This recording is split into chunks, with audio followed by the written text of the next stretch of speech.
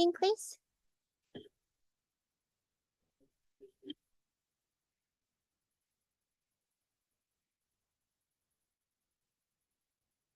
Thank you for participating in today's meeting. Please do not connect to Zoom or teleconference while in the room, and please silence all devices. Click on the globe at the bottom of your screen to select either English or Spanish. Public comment will be taken after each item. If you are in the auditorium and wish to comment, please use the iPads located in the lobby. For meetings in other locations, please complete a blue speaker card and provide it to a South Coast AQMD employee. Speakers may be limited to a total of 3 minutes or less for all agenda items, and times may be shortened to ensure all speakers can be heard. A countdown timer will be displayed on the screen for each public comment. Word time will be allotted for Spanish translation that is not simultaneous. For questions or issues on public comment, please call the public advisor at 909-396-3247. That's 909-396-3247. Please adhere to the speaker time limit and treat others with courtesy, civility, and respect.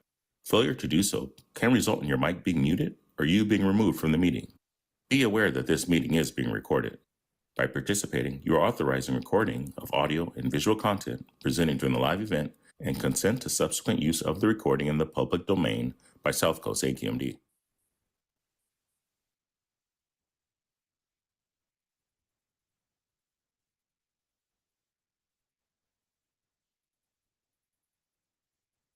Well, I want to wish everyone a good morning and welcome to our last local government small business citizens advisory group meeting of the year.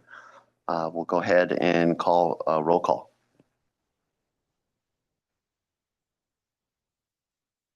Felipe Aguera. Absent. Rochelle Azarmendi. Absent. Paul Avila. Present. Jeff Blake. Absent. Todd Campbell. Absent. Levon Daniel. John DeWitt. Absent. Bill Lamar. Bill Lamar here. Rita Loof. Present. Eddie Marquez. Absent. David Rothbart. Here. Mayor Pro Tem Blair Stewart. Absent. Vice Mayor Ted Bowie. Here. Mayor Pro Tem James Bretling. Mayor Jose Luis Solache. Absent. Mayor Patricia Locke Dawson.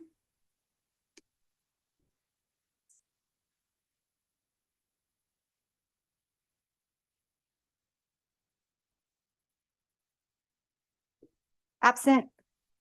Supervisor Kurt Hagman. Chair Carlos Rodriguez. Good morning, here.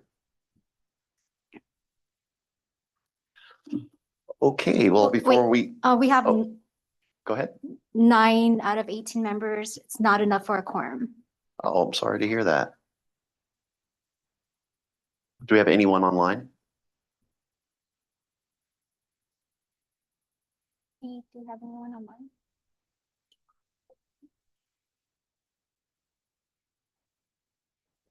How many for quorum? We need 10. Oh.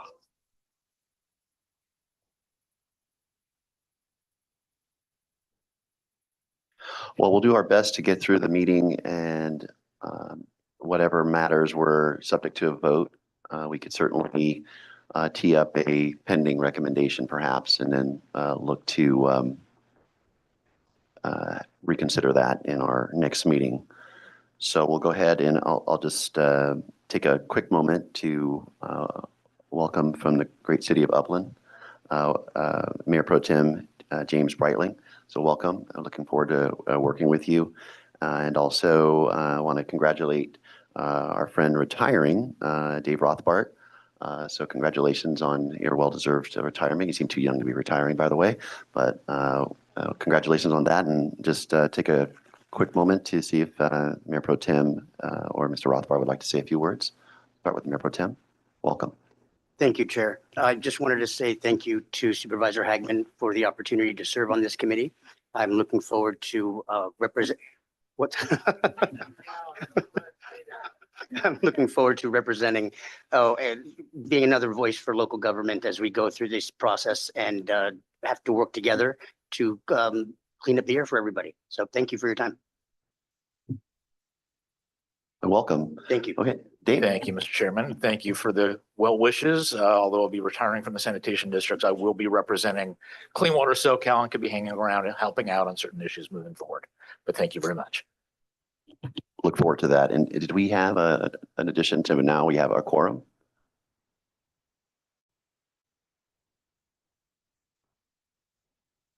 Yes, with one additional member, we have a quorum now. Okay, great. Well, let's dive right into our action items. We have the minutes for June 14th and also for August 9th. Would it be better to take those separately or together? We'll take them. Okay. Okay, we have a motion to adopt items 2 and 3. Do you have a second? Second, okay. And I don't see any discussion, so we'll call for a vote. I don't think we need a roll call. We just need to call it because we were. Okay, so all in favor? Aye. Any opposed? Great. Chair, I believe I need to abstain because I was not there for those. Am I correct? That's your prerogative. I think it's not required to do that, but if you feel more comfortable, it's more than welcome to do that. Okay, that's fine then. Thank you. Okay. Also, looking at item 4, approval of local government small business assistant advisory group 2024 accomplishments and seek items for 2025 goals and objectives. So in your handouts, you'll see both the list of our aforementioned accomplishments for your review. And then also for today, I'd like to ask for any input regarding our 2025 goals and objectives. And maybe we can have our staff comment briefly on a summary of our accomplishments, and then we can open it up for comments on 2025. I'll turn it over to Lisa. Thank you, Chair. So a review of the 2024 accomplishments based on the goals and objectives. We covered significant South Coast AQMD rule amendments, proposals, initiatives as necessary. So I think there were several presentations on rules, including ISR and other topics. And then we also had an update on fiscal year 2024-25 draft budget and work program. We received an update on technology advancement projects, as well as greenhouse gas related activities. There was also a presentation on South Coast AQMD incentive programs with, I recall, a lively discussion. And we had an update on permit application inventory and staffing efforts. And actually, a little spoiler alert, there'll be another presentation today. And then an overview of Rule 317, Free Equivalency Account Reconciliation Report. In addition, there was a lot of discussion and recommendations on CARB's Community Air Protection Blueprint, an update on South Coast AQMD mobile source incentive programs. And today we'll have an update on Invest Clean, and as well as an overview of LGSB procedures to adopt a formal recommendation. So it's a pretty full year for 2024. Okay, thank you, Lisa. And I'll just open it up based on the list of topics of 2025 goals and objectives. I'll just say as point of clarification on item 1 that specifically wanted to make sure in light of the governing board's recent vote to extend the public hearing on Rule 1111 and Rule 1121 to provide more opportunity for public input, that we would be very specifically adding as part of number 1 on this list a agenda item for our group to take up those for an update from staff and an opportunity to provide any input. So that would be part of this significant South Coast AQMD rule attachment proposals or initiatives as necessary. Chair, that's a great idea, but we're going to be, the regular board looking at this in January. No. February. So it means we need to have a meeting here in January. And that would be also as to working with staff to ensure we have that date set for us to have our first meeting in January. So we'll work that out offline as far as our timing of our meeting. And Mr. Chair, if also. So I'll open it up for general input, please. Yeah, Mr. Chair, I want to make a little comment reference to the goal and objective. I believe this advisory local government and small business assistant advisory group was formed with a good intent is to give feedback to the board. And I know that we only meet quarterly, and I think that it's worthwhile to look into in terms of legality, the bylaws, and the process and staff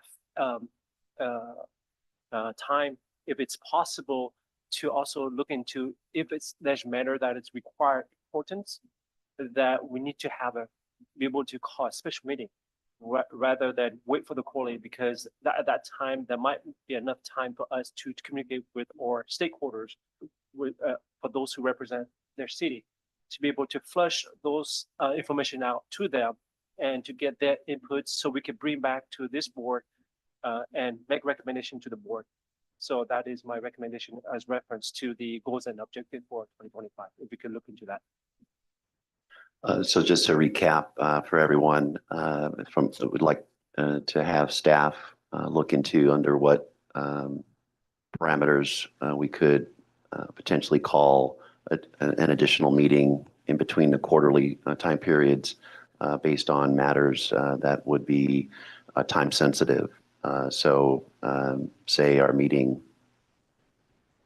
again, between Q1 and Q2, there was, as we look in the landscape of issues ahead of us in Q1, if we see something that, oh boy, our Q2 meeting is going to be after a potential key issue. If it is something that we felt strongly about, we wanted to look at the potential for maybe we don't call it an emergency meeting, but I think you get the intent here. What's the procedure and process in which we would be able to have a additional meeting. And it is not our intention to have more than the quarterly, but if, as was mentioned by the Vice Mayor, it's something that we could entertain, what would be the process to do that. So if we can get some staff input on that when we come back and in our first meeting, that'd be great. Excuse me, Chair. Nicholas Sanchez, Assistant Chief Deputy Counsel. I know you identified Rule 1111 and 1121. If we could look into that before we put those on the agenda, just because which is going to cover part of the presentation later today, is we would be having pre-decisional discussions on that before they go before the full board. So, if we can pause putting that on the agenda until we look into that and see the composition of this board and, having quorum before the matter goes before the full board. Well, I think that'll be part of items 5 and 6 as to the general spirit of intent is to how do we go about making this a group that isn't solely reported to, but does provide an opportunity for input. So we'd certainly, you understand the intent. We'd like to, the governing board spoke pretty loud and clear that they wanted to have 90 days for input. Have an advisory group that's designed for input. So being able to have those topics prior to the February meeting is right in line with the spirit of what the governing board was seeking. So unless I will look forward to an update optimistically of how we go about ensuring we can do that. So Thank you. We'll wait to hear back. Thank you. So back to the topic at hand, generally on items listed for goals, were there any others? Knowing that we have 4 meetings and you could see the Q1, 2, 3, and 4 sequence for your consideration. Anything that we would want to consider adding and thinking about if we're adding, then we're going to need to probably take out. Okay, just add more because then we won't be able to. I want to have a realistic scope for us. So I'll open it up. And Bill? Thank you, Chair. I think the original conversation, just a note, was about the frequency of our meetings. It wasn't about 11:11 and 11:21. So I think Deputy Counsel over there, should just take 11:11, 11:21 out of his objection or his cautionary remarks. That's what the Vice Mayor was alluding to. Is that So I'll interject, Mr. Sanchez.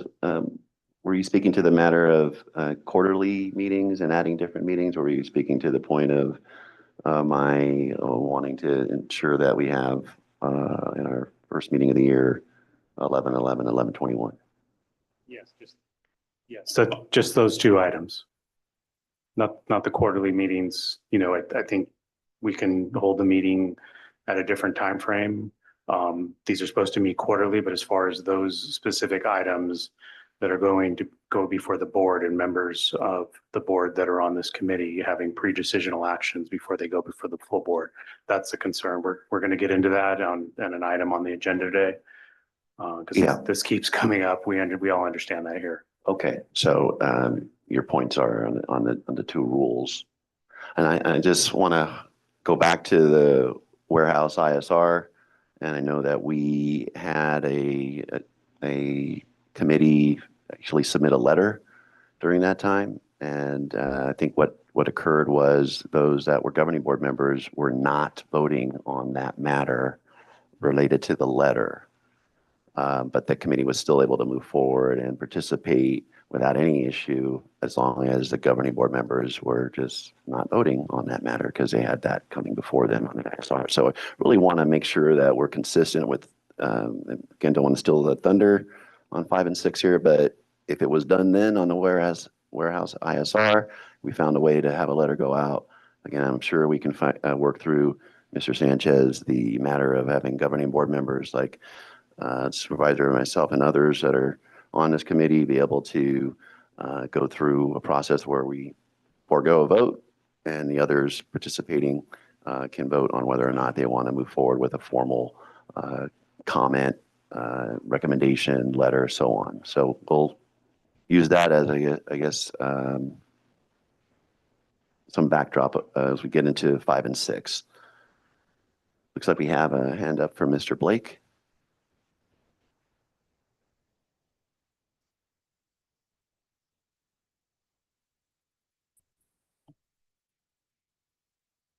Well, how about we go with Paul Avila? Hello, Paul. Good morning, everybody. I've basically got a general question since nothing specific on staffing, Mr. Chairman, staffing for this committee. Because over the year, I've gotten mixed messages. We don't have enough staff because they're being allocated to other areas. That's great. We do have enough staff, and there's not really a clear answer. So my question regarding to 2025's goals, will we have the manpower, the woman power to handle anything we implement? That's all. So I want to keep our conversation focused on the task at hand, which is whatever we're laying out today is going to be none of our scope. And so the assumption is if we're laying out a scope of goals and objectives today for topics for our 4 meetings, that it presumes that we're going to have the appropriate staffing to cover these topics. So let's stay on task as to any additional recommendations that we have. Are we comfortable with this list? If everyone's fine with the list, then we'll we can make a motion and move forward if there is additional recommendations, and I would just say what those are. And if you're saying you want to add something, then what would come off? Otherwise, I think we have a pretty broad, comprehensive list here, but would welcome input and or motion. Bill? Yes, thank you, Mr. Chair. In looking at the 2025 goals and objectives,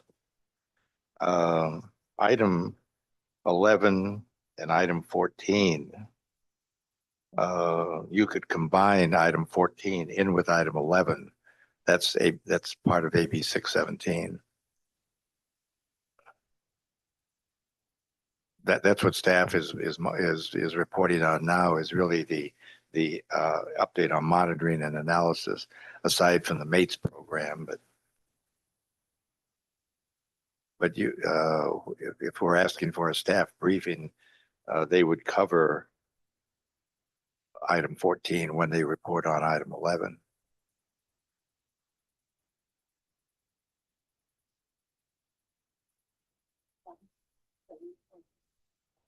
Yeah, delete 14. Well, the AQMP, was it the intent staff as to have an array of topics during that update?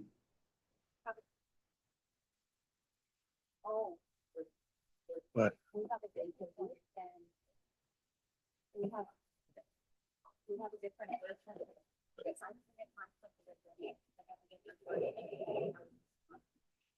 I printed mine off the update. Okay. This printed version that we have here today is the version I'm going off of. So is everyone working off of the printed version that was handed out today?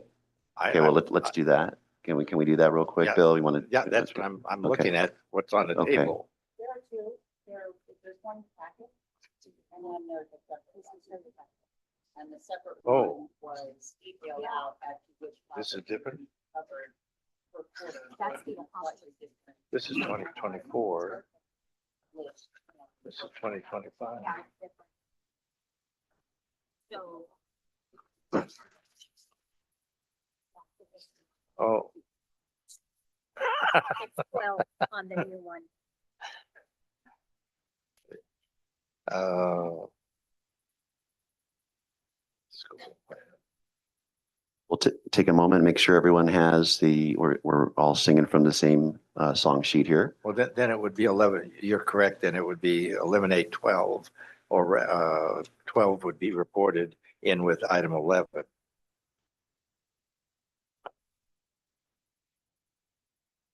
Okay, your comment is noted. Thank you. Are there, other than a consolidating, any other input or comments related to our list of objectives noted, Bill, as far as looking at consolidating topics? Just so we're on the same page on numbers, which two were you talking about, Bill? 11 and 12 on this version. Okay. That's it. Assembly Bill 617, an update on monitoring and analysis projects. Yeah, would be my suggestion would be to eliminate 12 and have that included in item 11 in the staff report, because the staff will do that anyway. Okay. Because that's part of the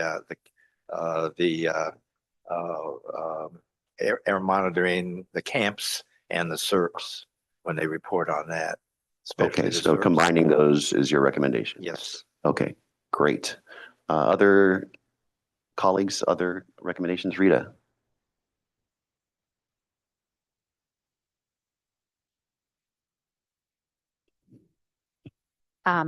Thank you. I was going to suggest as well that we eliminate monitoring and analysis projects, which is 12, because yeah, I think that could be done as part of the AB 617. And I think that gets into a level of specificity that I don't think it's needed for this particular committee. I think that gets pretty much in the weeds. I don't have any additions. I just have some clarifications, and I'll start with the broader issue of bringing in new perspectives. So right now, all these goals are targeted towards staff presentations. And I would really like to see input from other stakeholders. Two main themes in my mind would be outreach to local governments and also input and involvement from other stakeholders. So on goal number 1, the significant South Coast AQMD rule amendments, proposals, or initiatives, 1111 and 1121 seems that that would be the perfect topic for this committee. I don't think it gets any more significant than that. On the issue of board members signaling a potential vote on the issue in this committee, the board members don't vote. So I think I would hope that that would resolve that issue. But certainly, willing to keep an open mind on that, depending on what we hear from legal counsel. But on number 1, I would specifically add that rule 1111 and 1121 be included as part of those significant rule amendments. I'm glad to hear that we're going to meet in January before the actual vote and consideration by the board, because that is a hugely significant item that most local governments, I would venture to say, are not aware of. And it seems that the presentations are done after the fact, so it really hampers the committee in being able to provide advice to the board. On number 5, and I would say on item number 1, to invite stakeholders, maybe give them a few minutes to hear some of the concerns that they have and what kind of outreach we can do as committee members to get the word out about these rules. Let me just interject. So when we have matters before our group, we don't we have public comment opportunities? Definitely have opportunities for public comment. Okay, so there's nothing precluding us now from anyone, any person coming to our meetings and making a public comment. So we'll, certainly we have representatives at local government that are participating here. They're representing LA County, Orange County, Riverside County, San Bernardino County, and we'll certainly work to do our part respectively to let our colleagues know about matters that are before us to get their input. And that's where the outreach, point taken, yeah, and there's will come nothing, in. again, just making the point, nothing precluding folks now to stakeholders, anyone who wants to come, we welcome them. And I think that's why we're hoping to have this matter in front of us in January.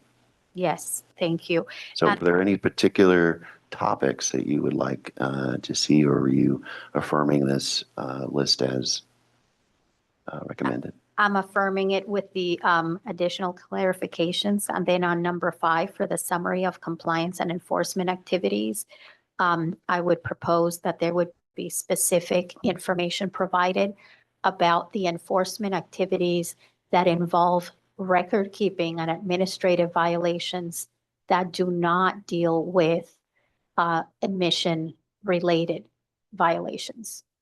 So it's not an addition to the existing goals. I'm okay with them. I just want it to be clarified, because when you leave it open-ended, like significant South Coast AQMD rule amendments without any specificity, then staff really doesn't get any direction as to which topics. A very good point. So I think just from again, staff can help us tee up 1 or 2 topics that would fall under summary of compliance and enforcement activities for Q1. So ideally, we're having a meeting in January. We'll work offline about that. And then when we're looking at an agenda item in January, we would, under significant South, under number 1, we've recommended having Rule 1111 and Rule 1121 falling under that broader topic. But we need to kind of have a specific, what do we mean by number one? So we've clarified under this set of recommendations for January, putting Rule 1111 and 1121 as that topic. So when we move into, so we're all clear-eyed on this, a summary of compliance and enforcement activities, is there any topic or two that we would anticipate hearing there? I think that update on technology advancement projects, similarly, what might be potential topics, just so that we have a little bit of context of what we mean by those. So I'll ask staff and then you can help us with that. Otherwise, it seems to be pretty broad and we won't know what's coming down the pipe with those topics come January. To put you on the spot like that, but I'm sure you had some ideas about that. No problem. So what I'm hearing is on the significant rule amendments proposals that a discussion that would highlight 1111, 1121. And I think we just have to just make sure, because that one's going to be so close to the board, that we would just have to be careful that there's not a quorum between stationary and the board members that are on this advisory group. So that would be the I think that Nick was alluding to. But I think there can be a discussion on outreach and moving forward and talking, even about the Go Zero. But we can highlight the key rules that are coming up in 2025. So talk about the rule forecast report. And let me just ask, I think if we had any issue with a governing board member, if it at all created an issue with this group being able to, with quorum and backing out governing board members and having the appropriate quorum, being able to move forward with a recommendation on those, if that meant governing board members abstaining so that the group could still provide that input, I think that would be the ideal scenario, which I think, again, will happen under, wish I remember which group, which committee did that. Maybe it was the Environmental Justice Committee made a letter on the warehouse ISR. So again, and we actually had a letter of our own that didn't quite make it because we didn't have quorum, as we all hate to bring that up again, but we remember that. So we want to learn from that. But I think we have a pretty good framework of being able to figure out a way to have that input from this group on key issues. I don't even want to beat the dead horse on that one, since we spent quite a bit of time and the governing board members really talking about, we want input, let's have input. And then we have this group here that's ready to probably give some input on that issue. And we want to make sure we do everything we can to, within the framework of this committee to do that, this advisory group to do that. So, Mr. Chair? I'll just say as to number one, that Susan, your comment was on alignment. Okay, so And I'll number let you three. keep going. Okay, so for technology advancement projects, what I'm thinking is that it's probably going to be discussing the Clean Fuels update that will be presented to the board in February. And so highlighting that, and the chair may have some projects that he may want us to also highlight. So Aaron and his team will probably coordinate with the chair to see if there's any other projects, Prologis or other things that will be in the Clean Fuels project, but maybe we want to spotlight a little bit more. So. Okay, so you're hearing everyone that from a technology committee standpoint, as chair there, I'll try to bring the best and brightest topics. We'll work through that. We have some other committee meetings happening between now and then, so we'll work to make sure we have, in addition to the Clean Fuels update, a project or two to bring to your attention. Just again, trying to bring a little more clarity to this broad, like what do we mean by update on technology advancement projects? What does that mean? There's some clarity there for you all. And go ahead, Susan. I think the last one that you had mentioned was compliance and enforcement activities. We'll probably provide just an overview of the key activities for compliance and enforcement. But then what I'm hearing from Rita is that she'd like to hear a little bit more about the VOC record keeping and that in the arena of compliance and enforcement. I beg your pardon? Any record keeping. And then I think also it's like compliance and enforcement, there's sometimes some new techniques that are being utilized that they may want to highlight, and they can bring that forward to share with the group.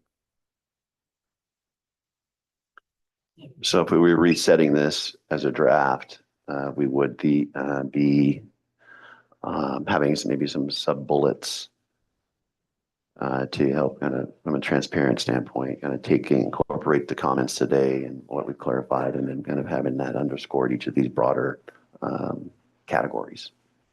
Sounds good. Okay. We can do that. Does that sound good to everyone? Any other recommendations? I'll go with John. Hello, John. Thanks for helping us with quorum today. Just my thought, and this is kind of a broken record with me, but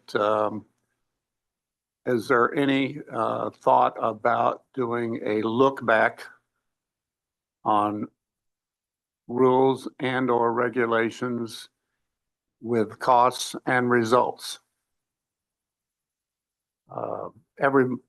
Everybody on this side of the fence has to do a budget, and then we have to look back at it and what are the results? Is this, South Coast Air Quality Management District, Mr. Chairman, going to consider that? That's pretty broad. So do you have to, I think we need a little more clarity on, I mean, that's a pretty broad topic. So I'm asking for some clarity and specificity and an example. Take a specific rule. Which one? I'm not in a position to suggest that, but there's Well, we would lots need, of rules. we would Do need you want that. a rule? John, I'm sorry? just respectfully, that's too broad. We would need more specificity as to which you have in mind. Okay. Item 1 and item 2, you have significant AQMD rule proposals or initiatives as necessary. Would that, at that particular time, do you want that today or do you want to wait till January? I'm just trying to clarify if you want to look back, which rule comes to mind. And so I think you're setting the table for a topic, and while you maybe think that over, Rita, if you have something you were going to recommend, you can go ahead and take the mic and go ahead and speak up if you'd like. May I suggest a sub-bullet on item 14, which is the update on the 22 Air Quality Management Plan, and nominate Rule 1147, which has been in the books for several years. Because what happens is some of these rules don't go into effect for years down the road. So really, in order to do a look back, you have to look at an old rule that has been in effect for a while. So I would say 1147 because that impacted a lot of small businesses. The intent of the look back is what specifically? What information are we trying to analyze? What's the deliverable that we're seeking? So I'm clear. The hard costs and the results. You already have the results in the air. You've measured that on a consistent basis. Is that correct? The hard costs. So, and I'm going to ask staff to jump in so that we're all working from the same context of information. If you could take this pop quiz and let us know what 1147 rule is so that we can have everyone that maybe is in their first meeting or hadn't worked on that before. So Rule 1147, it's miscellaneous combustion. It's a lot of small combustion sources. It's a very broad rule. Some of the units are non-permitted. This ask or request is an extremely broad request that would be very resource intensive. We do not have the FTEs to do that type of analysis. I'm not, for all of 1147, that is a really huge uplift. Our agenda is full. The work that we're doing right now for rulemaking, I'm not sure, what you're thinking in terms of the ask. Go ahead, Supervisor Hagman. No, I completely understand the point, but I think it's the wrong venue. I think us as board members have the right to go back to staff and say, hey, you proposed this rule 3 years ago. We estimated this much cost to implement. Can we do a survey of some of the people who did it and compare if our cost is on board or not? This committee is a small advisory group on matters to come to the board in the future.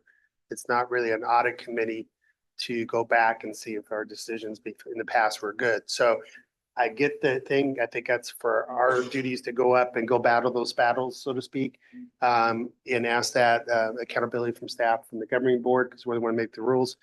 I'm hoping to get these more input from the small business, local government on the future things. And I think that's a good place for this. The 1121, 1111, whatever coming up is a huge one, like everyone knows. To have some discussion about it and have the local governments be part of that and have business be part of that discussion makes a lot of sense. I'm good with your outgo. It's ambitious, especially when we meet on quarterly or semi have quorums and stuff.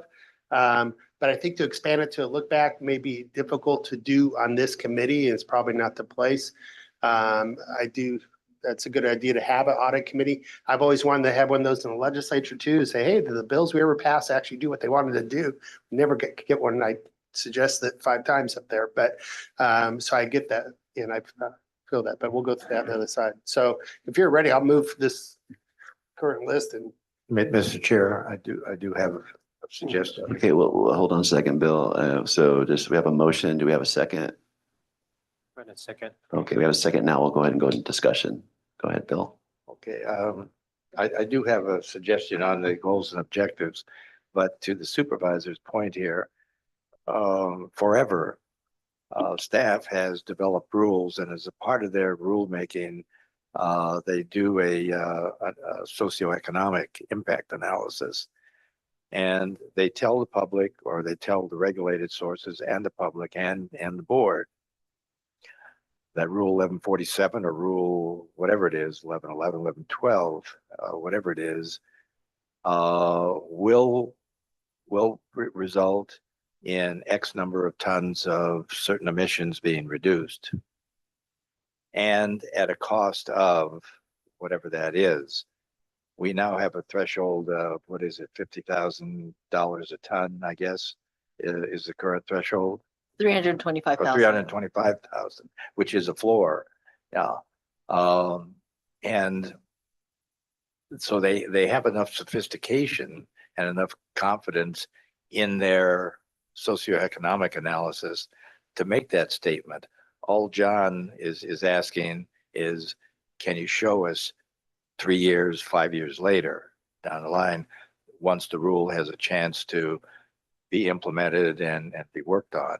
And that is, I know that is sort of an audit procedure, but nevertheless, companies, the private sector has to do that with their products, or either that or they take the product off the line. So Bill, I get your response. I think what we would say to that is if we have an update on that rule or any rule and there's the input saying sure would be good to have a look back on that. We're not going to have this advisory group directing staff to do that. Okay. What we would do is if we hear that, the governing board members here, if it's their prerogative to say, okay, I'm hearing what you're saying, and it then could move to an avenue of a governing board meeting, governing board member taking that input and working through a committee or bringing it up on their own at a governing board meeting, and then it could go through that process to say, I'd like to see that. But certainly could the seeds could be sown for that sentiment here, and then a governing board member hypothetically could take that up, and then the staff again can, as part of that hypothetical response at a later date and a later committee meeting and down the road, could get a response from staff saying that this is what it would take to do that. this is the scope of time it would take to do that. And then the governing board could say, well, based on all the other things that we have going on, and based on the time you're saying it would take to do that, do we want you to divert resources to that? What are the implications of other deliverables that we have that are time sensitive in order to add that scope? So that's, again, I think more of what the process would look like. But that's not for this advisory group to be directing staff to do that here. So again, appreciate that. And we'll take any other points of discussion. So then my original recommendation was number 1. As a point of clarification, the summary of rule amendments, proposals, or initiatives as necessary, is that going to include the rule and control measure forecast? Because staff will issue their rule and control measure forecast next month for all of 2025. And if something is not in there, they can't work on it next year. And Are you just asking for the list to be? we should have a list at our meetings, whatever the frequency is, and be able to comment and say, here's this rule or these 3 rules sometime this year are on the calendar, and here are our comments or concerns or recommendations for them, whether they're in Q1, Q2, Q3, or 4. Good point. That's a really good point. So we'll just make sure we have that available. And then since it's a standing topic, ongoing, making that available to everyone here. We can see that forecast and say, oh, I see this is coming up in Q2. Let's make sure we have this topic, or it's going to be in Q3. Let's make sure we have it on Q2. So very good point. And we can, I'm sure, make that information available. So thank you for that. Mayor Pro Tem, please go ahead. Mr. Chair, I'm going to turn down my card because that's actually exactly what I was going to ask. Okay. I think it'd be very beneficial to know what's coming up ahead of time so we can speak with our stakeholders ahead of time. And perhaps one addition to this, perhaps a review of the outreach and outreach education methods and standards that the district uses, as well as for us to use in reaching out to the people, all the stakeholders that will be impacted. Keeping that maybe a discussion once a year. There may be new technologies, avenues to communicate with, and just keeping that up to date. That way we maybe can reduce the amount of times people hear, oh, I didn't know about that.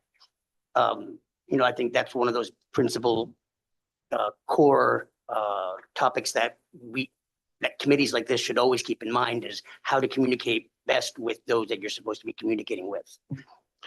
So again, I think as for the forecast of topics, if anyone rises to a point of interest, and we can certainly inquire about how's the outreach going and whatnot. I think we just need to be very specific as to which rules that are on the forecast, and then they can incorporate that as part of an update for us. But good point. So I think if you're taking notes there, we would have as part of number 1, just kind of being able to, upon request, providing an update on outreach pertaining to, forthcoming rules that are listed in the forecast. Okay. And we also had, this point at number 3, and the rule, the motion that's on the floor with the second, having number 3 include for Q1 a clean fuels update. And we also had for number 5, want to reiterate, Rita, what would be the sub bullet for 5? It would be enforcement activities related to record keeping requirements, not just for VOCs, but for any record keeping requirements that are not violations of emission standards, but just violations of administrative requirements. And just to give you a quick example, there was a company in Southeast LA that converted to our technology. So they came in way below the district's limits but because they failed to keep the records appropriately, since they're a small business and they didn't have the consultants to assist them, they got notices of violation for the paperwork violation. So I'm interested to see what percentage of the compliance and enforcement activities are actually related to administrative violations rather than violations of emission standards. And I echo Mr. Breitling's comments. Thank you for bringing that up. Okay, so that was a very comprehensive response. So thank you for that. And we're just going to more succinctly restate it in the handout as follows. So Lisa. Yeah, so if I'm correct, Rita, it's a summary of compliance and enforcement activities, including enforcement on record keeping that aren't violations of emission standards. And I believe Susan also added that we would have a discussion on new techniques for compliance and enforcement. Thumbs up. Okay, fantastic. So I'm going to call for the vote after we get a public comment. So I think we have Harvey Etter on the line. So we'll go ahead and take that public comment. If Mr. Etter is still on, please go ahead. Hello, am I being heard? Yes, go Hello? ahead. Go ahead, Harvey. The floor is yours. Yes, sir. Howdy. My name's Harvey Etter. I'm speaking for myself from Public Solar Power Coalition. This discussion of what's going to happen with different programs, 11-16 and data collection and all this is a data-driven culture. And we've got this new book on the history of information, Nexus by Harari, who sold like 50, 60 million copies of this book, Sapiens, The History of Our Species, etc. This is an opportune time to look at, like expanding on what Cocciati started with the electric lawn equipment, and look at public solar power for municipalities and local government and co-ops, okay? So this could be done with 1111 and 1121. There's a big problem in using heat pumps, okay?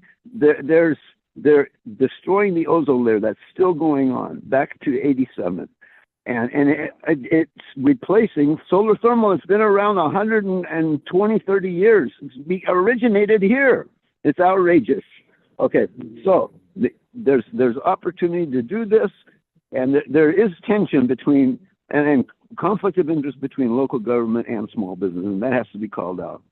So local government has the ability to do this. They should be working and nurturing their local business, but also the community, labor, and to bring this together, worker co-ops, et cetera, and look at other models. How can franchise be used, partnerships, home businesses, et cetera. And that the senior and disabled and housing. I find out Roman, who's, she's the head of the housing committee for City of LA. And there's been nothing on there for home ownership in the state. And then there's $50 billion that's been spent on this in the last 5 years. And also in Santa Monica, there's over $100 million in fraud being investigated, this home key program. And I'm in one of those buildings, and we're trying to buy the building. And we want help. And other people want to do this. This was set up 25 years ago under Section 8 to buy the buildings and to own them and manage them. And there's other models. There's the tax credits out there. We could get those tax credits for low income. Should have right of first refusal under the law, and also tax deeded property. And when there is reduced interest rates, we get that and right of first, and all this, and the redevelopment agencies being reformed and interface with the banks and loss of commercial banks, the threat to our culture and society, the shadow banks and what they are and how they function. This stuff, political economics, is a subpart of CEQA and NEPA of socioeconomics. Who owns and controls and decision making? That is the bottom line, and we've got to stand up. And also that this election, there's a March decision by the Supreme Court that negated a Supreme Court decision in Colorado, taking court off the ballot, and the whole thing is negated.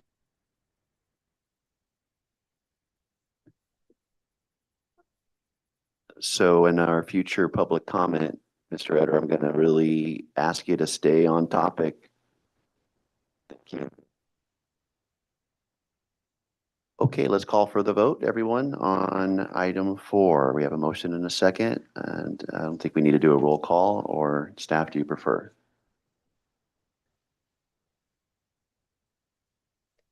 Okay, so staff's asking for the roll call, so go right ahead. Felipe Aguirre, absent. Rochelle Azarmendi, absent. Paula Villa, Approve. Jeff Blake, absent. No, I'm here. Jeff Blake approves. Mr. Blake, can you state your location? I am in San Clemente. Fortunately, Mr. Blake, that's not a notice location on our agenda. Yes, it is, according to the document that was sent out, the email that was sent out.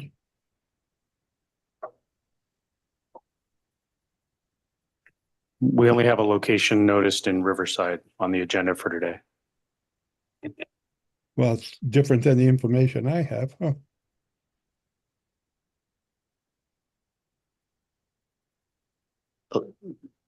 Can we continue on the roll call, and we can come back on that? Thank Todd you. Campbell, absent. Levon Daniel, Aye. John DeWitt, Aye. Bill Lamar, Bill Lamar, aye. Rita Luth, aye. Eddie Marquez, absent. David Rothbart, Yes. Mayor Pro Tem Blair Stewart, absent. Vice Mayor Ted Bowie. Aye. Mayor Pro Tem James Bretling, Approved. Mayor Jose Luis Solache, absent. Mayor Patricia Locke Dawson, absent. Supervisor Kurt Hagman. Chair Carlos Rodriguez. Yes. Point of clarification. Yes. Are the board members allowed to vote on the motion?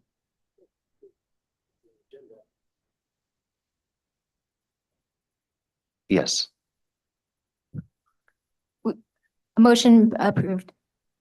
Okay, thank you. I can appreciate the question in light of some of the matters that'll be coming up as to how do we go about making recommendations, et cetera. So I know that's where the spirit of the question's coming from. So we're going to go a little out of order on discussion items. I really want to make sure that you all have an update on a really historic effort that's underway by South Coast AQMD. So we're going to move up item 8. Have Aaron give an update.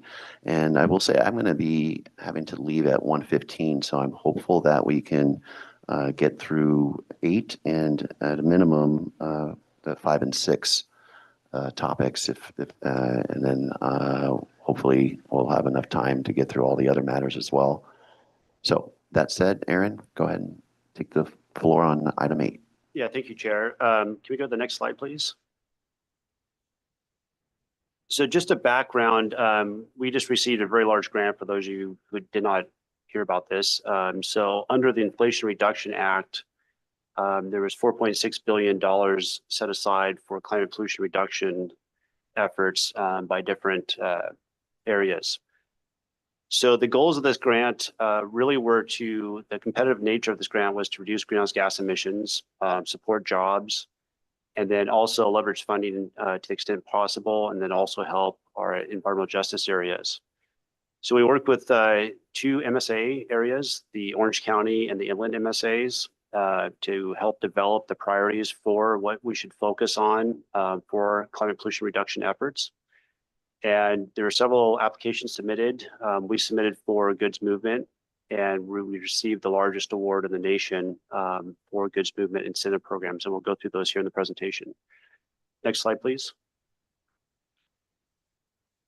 So under the CPRG development process, Lisa Tanaka did a lot of effort working with the MSA groups. And these MSA groups were comprised of local governments, transit authorities and others. Ports were part of these also.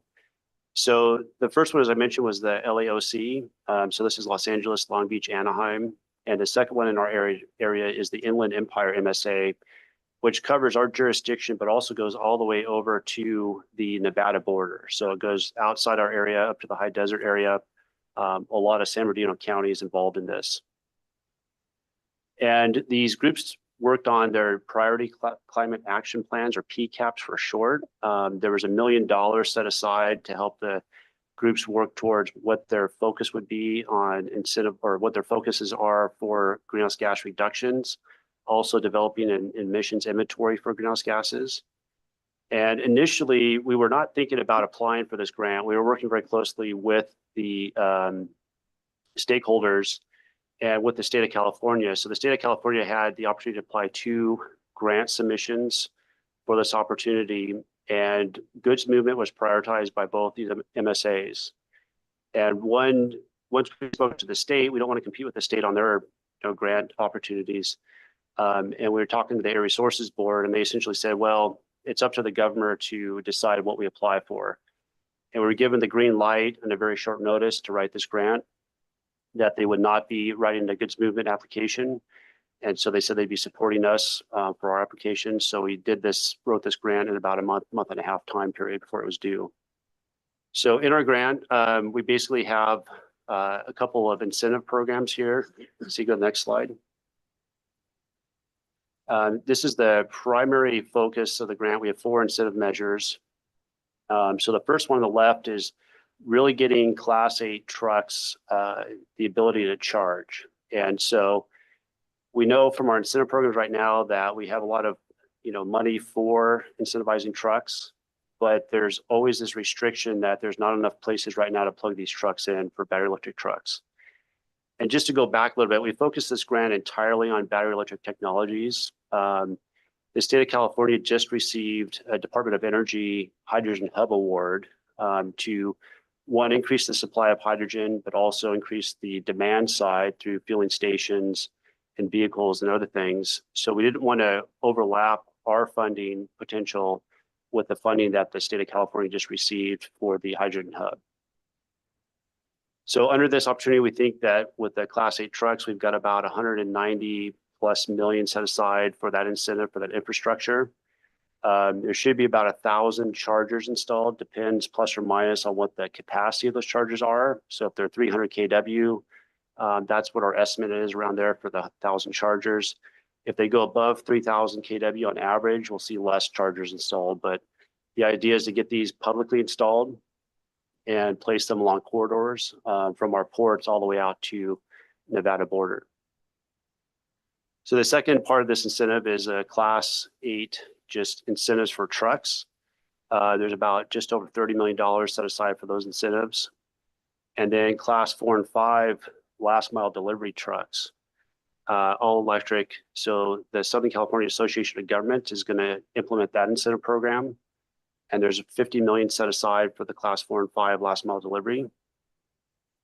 And we've got around $28 million set aside for battery electric cargo handling equipment. That would be top handlers and yard trucks. And then lastly, battery electric switcher locomotives. So we're hoping to get this technology in place and more widely used than it is right now. There's only like 2 or 3 in the nation that exist right now. One's at our port of Long Beach in Los Angeles. And so we're hoping to get at least 18 locomotives set aside to demonstrate those here within those 2 MSA territories. Jared, would you like me to take questions now, or do you want me to wait till the end? Why don't we go ahead and complete the presentation, then we'll open it up to questions. Sounds good. Okay, next slide. So other components of this application are, one, focused on jobs. As we start to install electric vehicle chargers at scale, we need a workforce to do this. So in our estimates, as we developed this grant, we developed a jobs calculator. And initially, near term, it's about 470 jobs created for these installation of the electric charging installations. And then as we go nationwide with the manufacturing that has to happen for the trucks, electrical switchgear, some of the renewable energy panels and inverters, things like that, and also the locomotives, we estimate around 4,700 jobs will be utilized here to support those efforts. Looking 25 years down, if this is successful, getting all these projects in place, installations are going to cause more installations. We estimate 43,000 jobs nationwide will be supported by these initial efforts. So we worked with the International Brotherhood of Electrical Workers to develop this workforce training program that's part of this effort. They're going to be working on apprenticeship programs, going to high schools with community organizations, working with local colleges, universities. And so they're going to develop an apprenticeship program or increase their apprenticeship program to get workers interested and then also involved in these installations. And the second side of thing is we need electrical engineers, we need project managers to manage these projects and also design this equipment. So there's a long list of universities and community colleges also they're going to be working with on this effort. And there'll be a community-based steering effort here that we're going to develop as part of this and receive input into these projects. Next slide. So as part of the calculations for this, we estimate that these efforts are going to reduce greenhouse gases by 12 million metric tons. And the way we did these calculations for the Class 8 truck chargers was kind of reverse that we typically do. So what we did is assumed, okay, right now the limitation is charging, not trucks. And so as you put a charger in place, you now have the ability to buy a truck and charge it at this location. So we estimated the reductions based on how many chargers will be put in place because we feel that the trucks will come once the chargers are in place. And there was a model developed that basically starts to throw trucks on these chargers over time and those emission benefits accrue. So with that kind of base calculation, we're like, well, let's have others review this also. So we went to some of our other consultants like CalSTART. We brought in the National Renewable Energy Lab, and they agreed with our methodology for these calculations. And then you see the other benefits for NOx, PM 2.5, diesel PM over the time. So next slide, please. So right now we've got the EPA grant agreement in place just last month. We're going to be going to tech committee likely in December for the solicitation of the third-party facilitator for the community-based organization. And then also we have sub-award agreements with IBEW, National Renewable Energy Lab, and then also the Southern California Association of Governments. And then early next year, we're going to be developing these incentive programs for those 4 measures I showed. And then we should be releasing those either late first quarter 2025 or early second quarter 2025. And then next slide. And just, if there's any questions on this or if anyone's interested in meeting with us, we're always interested to talk about this. We do have a sign-up list listed there and an email address. And we also have a website now that's been set up since these slides were put together. And I think, Lisa, you could probably email that website to the group. So. Did that. And with that, I'll pause there for any questions.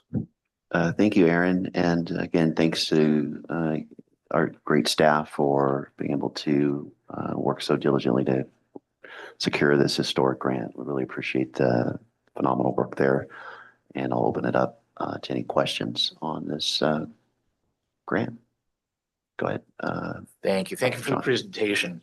Very helpful. I agree with the investing in charging infrastructure, especially since the advanced clean fleet regulations are pushing towards electrification. I'm just curious as far as, is there any concern as far as the ability for electrical providers to provide all electrons to your charging station? I mean, maybe this is just scratching the surface, but is there a certain point where that's going to become a problem now or later? It's going to be a problem. Yeah, so we're going to have to use, we're working with UC Riverside to develop a tool that matches available land with grid capacity. And we hope that's going to be available before we release the incentive RFPs for this program. But it is a problem. We already see it with our infrastructure right now. So we're going to have some other, we have to have interim solutions like battery storage. We want to add renewables as much as possible. But there is going to have to be some other things like, perhaps some very clean generation that gets installed on a temporary basis to help support the trucks. And there's some very interesting technologies that are being developed there that are very efficient, very clean, that can be used in these applications. Thank you. And I guess a follow-up would be, as part of the build out of what you'd fund, going to incorporate where something could be installed without causing a bottleneck to spread, have a diverse charging portfolio? Or are you going to more focus on where most of the truck traffic is, like all in the port versus, hey, we have a bottleneck there, let's put charging infrastructure where it won't be a problem? Yeah, we would like to spread this across. We have major corridors from the, we have the drayage from the ports inland, and then inland goes out to Nevada, goes out to Arizona. So all those major corridors are going to have to be focused on. And so, Caltrans, the U.S. Department of Transportation, they have their corridor priorities. And we're going to be looking at that also to see, where these chargers go. So we definitely don't want to put them all with a 1 mile radius of each other, that we don't want to do that. So we are going to try to focus on a geographic distribution and very strategic locations of where these should be placed. Thank you. Any other questions? Paul? Aaron, I got an easy one for you. On the jobs created, is this a California grant per se, just the Generalis, or a national grant? Because it seems to say 4,700 jobs nationwide. And if it is, which is, for I think it's wonderful to get that grant, believe me. So would the focus be on the substructures? That'll be contracted through all your labor unions, of course. Is this 470 jobs just an extrapolation, or come close? So the 470 would be local. That's within what we hope to directly result in from these efforts. Local installations, project management, things like that. And once the chargers are in place, the trucks are in place, they have to have maintenance, they have to, ensure they're there. But the 4,700 nationally, a lot of these funds will not be spent here. They're going to go to manufacturing of trucks. They're going to go to manufacturing of locomotives, electrical switchgear. And so that gets spread across many, many states here in the United States. And we have the Buy America, Build America requirements under this opportunity.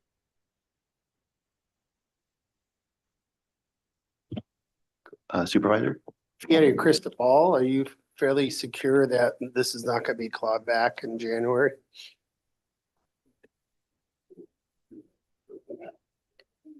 We're hopeful that the grant agreement's in place and we're going to start spending funds. And I think, what I just mentioned, having this impact pretty much a lot of states, that we can show the benefits across many, many states and manufacturing facilities. So We can't really pass out the money until we find locations. We can't get the locations till we know where the grid is. And if we have property there, so that's not going to be overnight. That's what I'm concerned about. it's going to take a couple months, right? If you could do that in a couple of months, I'll give you an award because I've been trying to do it for a year in San Bernardino County alone. So good luck on that.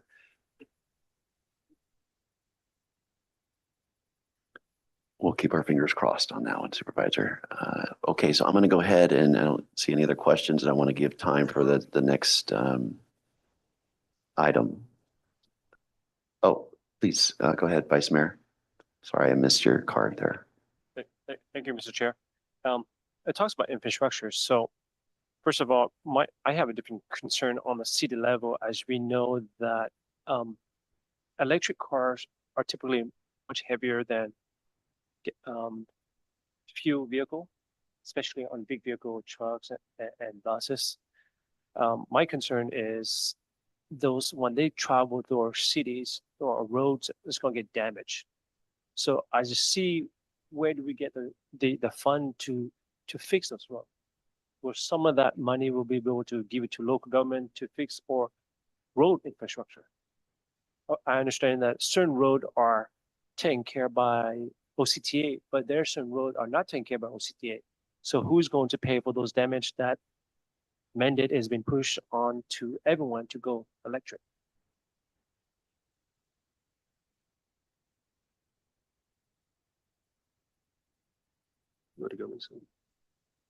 I'll take a crack at this. So actually, Congress, in the 119th Congress, the reauthorization of the Surface Transportation Bill will be one of the key, bills that will be taken up. And as part of that, looking at how the highways and streets and roads are funded will be one of those issues. So the gas tax and other ways, including, is there a fee associated with EVs? They've looked at vehicle miles traveled. There's a lot of different models out there. So that will be something for all of us to pay attention to in the 119th Congress. Okay, great. And then I'll ask you up with the follow-up questions. There has been a discussions that obviously when everyone, the idea to the government is to push everyone to go electric by 2035.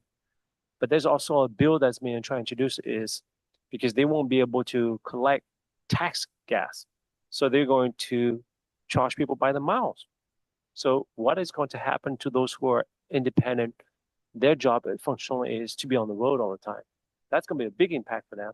And for those who are now not only traveling, you're limit your traveling to visit your family, friends, whatnot, because you always have to worry balance between the need and the the freedom of travel. Because you'll be limited based on your mileage each year you can do. If not, your budget balance for the year is way off to your economic income.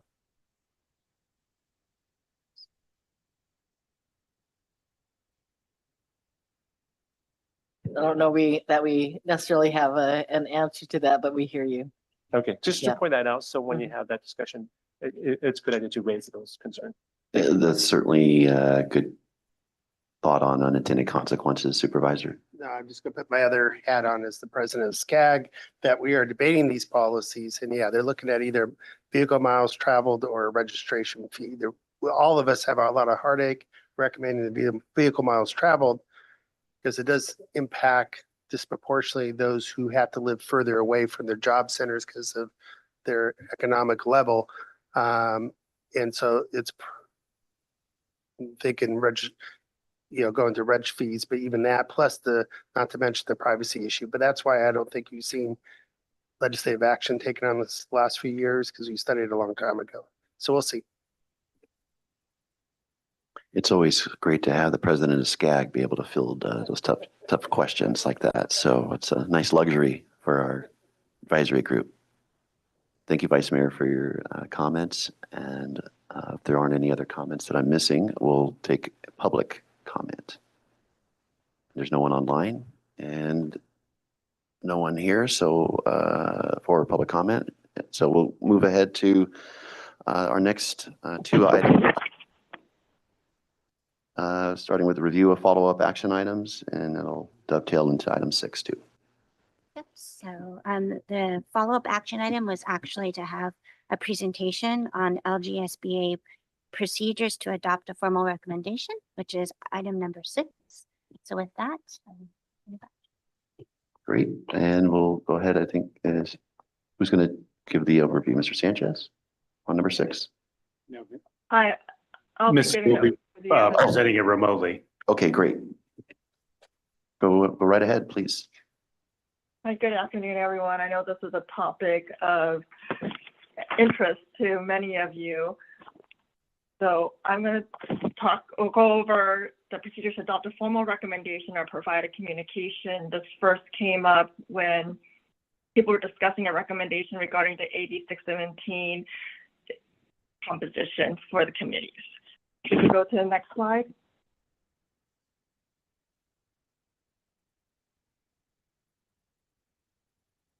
Do we get If you could go to the next slide, thank you. Okay, sorry. So according to the LGSBA charter, the administrative committee is the governing board liaison. So formal recommendations by LGSBA are taken to the admin committee.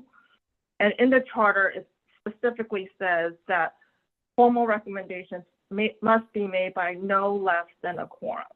So what is a quorum? It depends on the number of LGSBA members. And right now we have 18. So a quorum is the majority of those numbers. That's 10 out of 18. And I just wanted to note here, currently the current composition is 4 governing board members and 14 non-governing board members on LGSBA. So go to the next slide. And so with that, there's a backdrop of open government considerations. So we're prohibited from having a quorum of a legislative body discussing and voting on items outside of a notice meeting of said body. So we have the governing board, and we also have these separate committees. So a quorum of governing board members, that's 7 out of 13 governing board members. So in an example, since LGSBA formal recommendations go to the admin committee, there's 4 governing board members. Let's say there's 4 governing board members on LGSBA, 4 in the admin committee.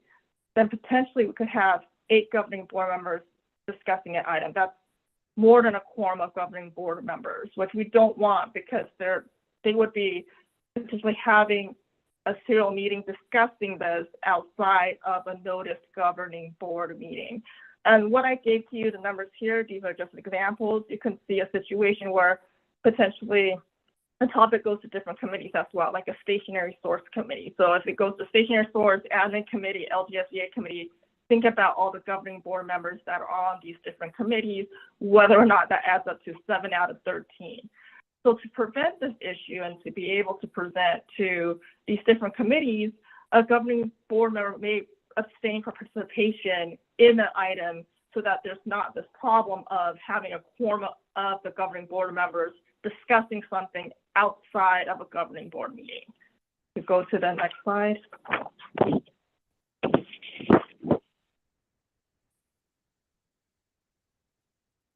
So generally to take action, LGSBA, they need a quorum of the members to present, that is 10. So like today when we did roll call, we were very much trying to count the numbers, making sure we have 10 members before we even proceed on the action item. And I also wanted to know, in terms of formal recommendations, the number of people that need to vote on it doesn't change. You need 10 to make a formal recommendation. It doesn't matter whether or not governing board members are abstaining. You need 10 people to be voting in favor of something. And as I noted before, there's 14 non-governing board members. So it is possible to pass a formal recommendation even without governing board members voting on an item. So what we did in the 8617 context, for actions other than formal recommendations, you only need a majority of those voting to pass the action. So in the 8617 composition letter, staff has sent a communication to the admin committee. A majority of members, not a quorum of the members, had voted in favor of sending a letter to the admin committee, which was later on considered by the admin committee. There was a discussion about it. So I hope this clarifies the number of people who need to vote for something for it to pass. I am done with my presentation. Thank you very much for this opportunity. Fantastic. So hypothetically, if we were today in a scenario where we wanted to make a recommendation, we had 11 members here today participating. We would have to have myself and Supervisor Hagman abstain, and that would leave 9, and we would not have been able to move forward with a recommendation. You would need 10, is that right? For a formal recommendation, you would need 10 members, and yes, correct. Okay. So 10 is the threshold in order to move a potential recommendation, a letter, so on and so forth, but it would not include a governing board member as part of that 10. Is that correct? For it to be a formal recommendation, as I said in the AB 617 letter, we forwarded a communication. We noted that it was not a formal recommendation, and we also had specified who voted, the numbers, etc. But it was not considered a formal recommendation. Okay, and I know Supervisor Hagman has a comment. Just in general boards, I mean, this happens, been in around law boards. It's generally the majority of those present and voting, that terminology. Okay, and if you recuse, this should be the majority of those voting. So if we're not voting, but you made quorum, so you established a legal entity to be here, because you made quorum.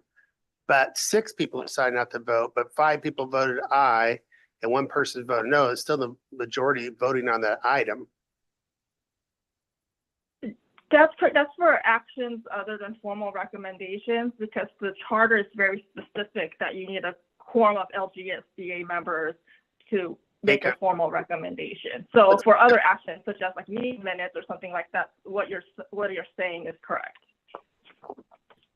What's the definition of formal recommendations? It's still a recommendation to the admin or the formal board. So I mean, there's no action we take here that actually does anything besides give a recommendation to the board. So what would be the difference between informal and the formal recommendation? We had specified in the board line in the materials sent to the admin committee what it was, so they understood whether it was a formal recommendation, whether it was forwarding communication. But I agree with you. At the end of the day, the admin committee will potentially be able to see something if the LGSBA members have voted in favor of it. There's no, yeah, for the reality, we're a recommendation body. Okay, we have no authority to do anything here besides give input on an item. So if staff needs to put in there, hey, quorum was met with 11 people showing up today out of the 18, 2 of the board members do. So the majority of the ones voting gave input on this item. That's the same as there's no real difference between formal recommendation and this a recommendation letter. I think that's where we all have the heartburn with that. I know the charter says certain things, but all we are is as a body recommending a letter going through the process saying we heard this item, this is our thoughts on it. Okay, if I understand we can't do a serial board meeting and have multiple board members at multiple places looking at an item. And so on those type of things that are coming formally from the board in the future, we have to abstain from those votes. But if you establish a quorum in the majority of those voting, when that you call it a formal recommendation or just a recommendation, I think, this is just try to figure out an established way of doing that. Because it makes it very hard when you have not that much left over anyway, if half of us here can't vote because we have to accuse from it. But hopefully there's a way of doing that. Just never call it a formal recommendation, just call it a recommendation. Yes, and we did, as I said, with that letter, forward it as a communication specifying who voted for the numbers. So there is a way to get the information across to the admin committee. Yes. I'm very appreciative of the supervisor's sentiments here. 100% agree. What I do know, though, is that in the past when we've had this group want to send a formal letter, that there's been a lack of clarity on how to go about doing that. So today we know, I'll say in part because we do have an assembly member elect Salache now, and he'll be coming off of this committee. But based on what we have here today, we would understand that we would have to hit 10 members in order to move forward, potentially with a formal recommendation letter on whatever topic in the future, and that would go to the admin committee. That's the process. So we are very clear-eyed on what the process is, the threshold of votes that would be needed, and one way to ensure that we just not have to worry about it is making sure we have attendance. Then it's a moot point, we're fine. If we don't have 10 and we fall down, we have 14, let's say we have 13 and 4 of them are governing board members, then we're back down to 9 and there's a problem. So I just, for the matter, I think it's pretty clear. If there's any questions, I don't really want to get into debating or here's why is it that, or that's the current bylaws. I'm not wanting to entertain changing bylaws. I just want to make sure that we all understand what the requirements are. And then if we are wanting to exercise our voice as far as recommendations, we know the threshold we need. Okay, so before we move on, I don't think, do we have to take a public comment on this? Yes, we do. Okay, so I want to hear from my colleagues first. So any comments? Dave? Thank you, Then Mr. Bill? Chair. Then Rita? Agree with you wholeheartedly on here's the rules. This is what we do, but just planting seeds on other committees, what we had done is had attendance. And if someone's unable to attend so many times, maybe this drop out so we don't have a problem for a quorum. Just planting seeds, maybe something you want to consider. Take a close look at our attendance this past year. And that's a good food for thought. Thank you. Thank you. Okay, and Bill? Oh, thank you. I'd like, as a point of interest, I'd like to know, Daphne, when you talk about the charter, what's the date of that? March 2023. March 2023, then staff must have unilaterally changed the charter, because I'm looking at Appendix B, Advisory Group Mechanics, that was issued by the Blue Ribbon Panel in 1998 and again in 2001. The governing board directed the creation of a Blue Ribbon Panel to review and update the structure and mission statements of all advisory groups.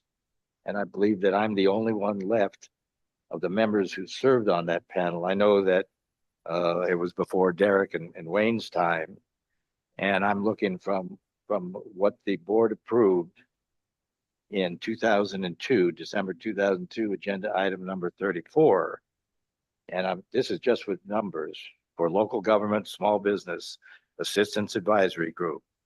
The number of members will not exceed 15, consisting of 4 small business representatives, 4 local government elected officials, 4 members of the general public, and 3 AQMD board members. The small business representation shall be open to all individuals who are qualified to represent such business owners. So that gives me a total of 26. So my numbers and the numbers of the panel, they're not my numbers. They're the numbers that were approved by the governing board at that time. And the administrative committee comes to 26. So it's a little bit different. And I certainly agree with David's recommendation to look at attendance and people who have not attending, drop them and replace them with somebody else. But a quorum, Robert's Rules of Order defines a quorum as the number of, should approximate the largest number that can be depended upon to attend any meeting, actually present versus what's on the roster. So that would mean if we have 10 people here, you'd have 6 would be a quorum. If we had 15 here, 7 would be a quorum at the next meeting, and so on. That makes a lot more sense, but your numbers are different than what the governing board approved long before 2023. Well, Bill, why don't we go ahead and have you submit that? And then we can have, Daphne review, and I'm confident that her report is accurate, and we'll make sure we take that information from you, and she can take a look and see if there's any reason for additional clarity. So I'm going to stop right there and go to Rita, and then I really want to move forward because we do have some other topics at hand, and I think we've accomplished the goal of clarifying the process here. Rita, go ahead. Yes, thank you. And just pointing out that the presentation says quorum is a majority of the members, 9 out of 17. But I guess we added a new member, so it's 10 out of 18 now. Just wanted to clarify that. Okay. Yes, and we're welcoming the Mayor Pro Tem for the great city of Upland today. Yes, welcome. Bill, excellent comments on that, and thank you for the history. That's sort of where my question was, because which rule are we looking to when we're saying that the 4 board members cannot vote. I guess, you know, it's the backdrop is the Brown Act, but I'm not really clear on the difference for purposes of board members on this committee between not able to vote on anything versus abstaining from specific items. Like, are the board members just not able to vote on things like the minutes, for example? Or is it just on substantive items? And okay, and where is that, other than the Brown Act, is that in the charter? And that's, I guess that was part of Bill's question in there, because I'm not really clear on where these guidelines are written, if these are controlled by our charter or if it's a function of the Brown Act. So basically, one of my slides was talking about the open government considerations and looking at what the governing board as a whole would vote on. So what we're trying to prevent is a quorum of the governing board members from voting on something. And so think about it that way. So oftentimes multiple, like the stationary source committee may look at rules. So if you have stationary source looking at it, LGSBA looking at it, also at admin committee, think about all the governing board members that are on those committees. Do they form a quorum? And in that sense, in that case, we would need to have governing board members abstaining so that we don't have a quorum making a decision, discussing things potentially before it even goes to the governing board as a whole. I think it's, we're going to move on. It's really clear. We don't want governing board members putting on issues that are going to be before a committee or governing board meeting, period. So laying out a letter of recommendation would be indicating where you stand on the issue. Therefore, we are precluded from doing that. Simple. So again, we'll take Bill's information. I'm going to move on this topic. I really appreciate if there's any other information that anyone else has on this. We'll go ahead and take that into consideration offline, and we got to see if there's any public comment. Do we have any public comment? Okay. Okay, thank you. I do want to make sure that we have the benefit of an update on our progress on permitting enhancement program. I think that would be something that many of your particular constituencies would be interested in. So let's go ahead and move item 9 up. And then we'll have, there's no motion required on that. It's an update.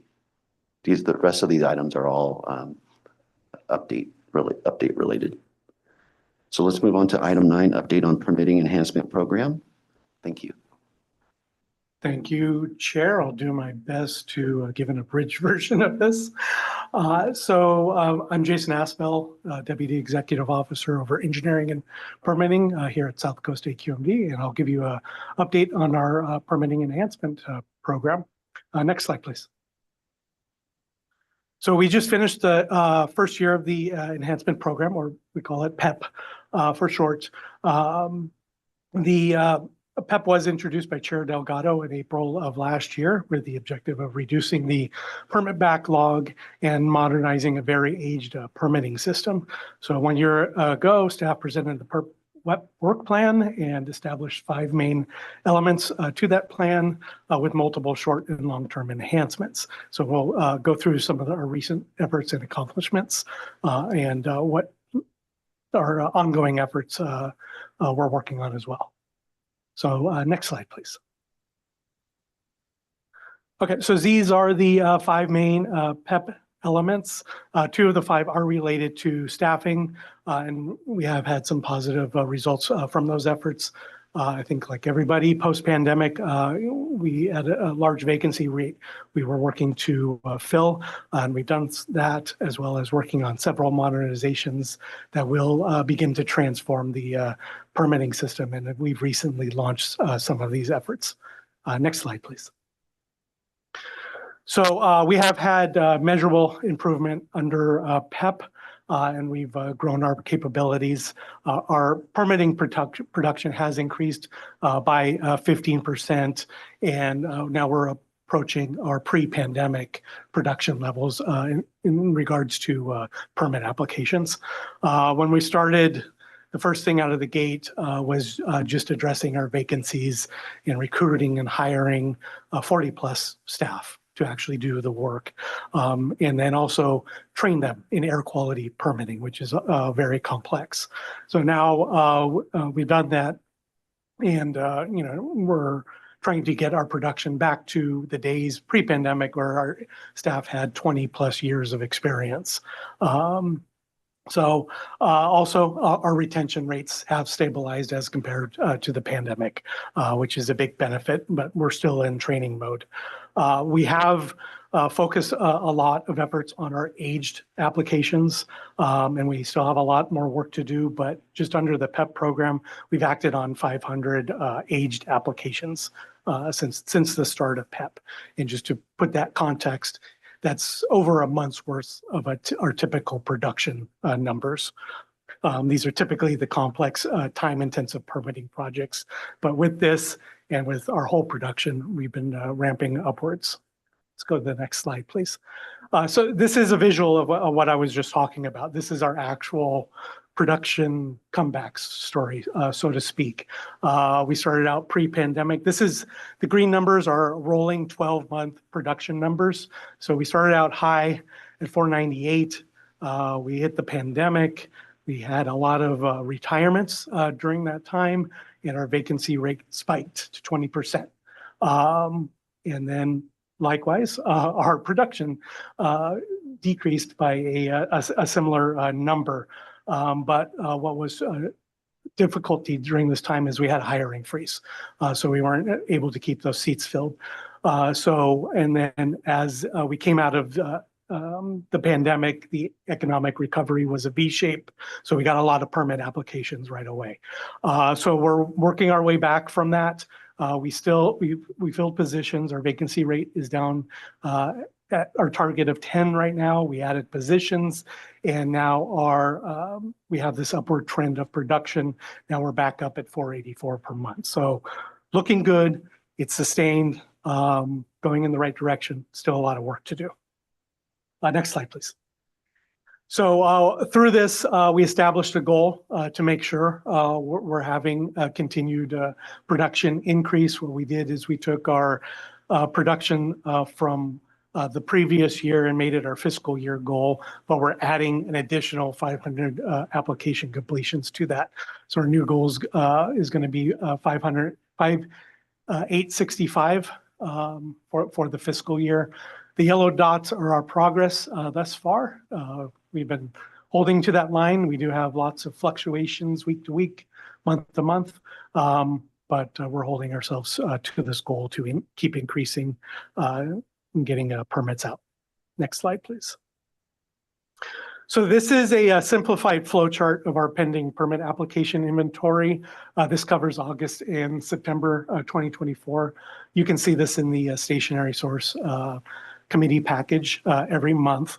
But as you see with the yellow and green, we have hundreds of incoming applications and outgoing applications each and every month. And that's that fluctuation I was discussing. The rectangle is our current application inventory, and staff focuses on the blue, what we call workable applications. Excuse me one second.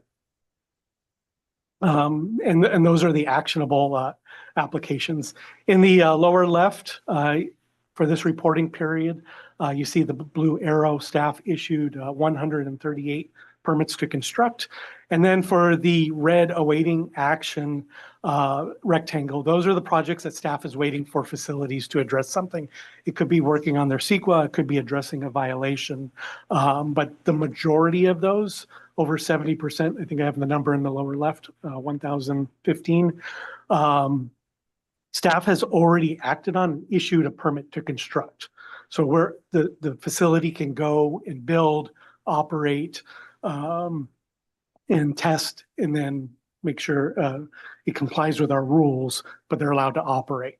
So staff holds them there, and then the application, the permit can be finalized and it leaves our inventory.